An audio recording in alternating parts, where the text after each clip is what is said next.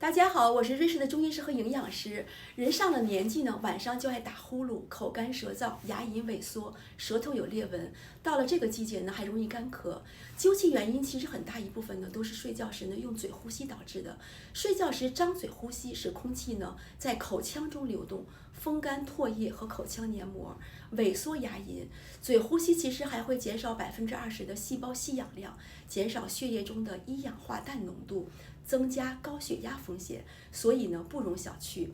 带上这样一个封口胶带，就可以物理改变气道流通，让鼻子和鼻窦呢重新干它该干的活儿，加湿空气，温润肺部，这样口腔呢不被风干，保持湿润了，唾液黏膜各司其职，舌头的裂纹、口干舌燥、牙龈萎缩、干咳等问题呢就会迎刃而解了。你的血压也有可能会好一些呢，而且你的伴侣也能睡个好觉。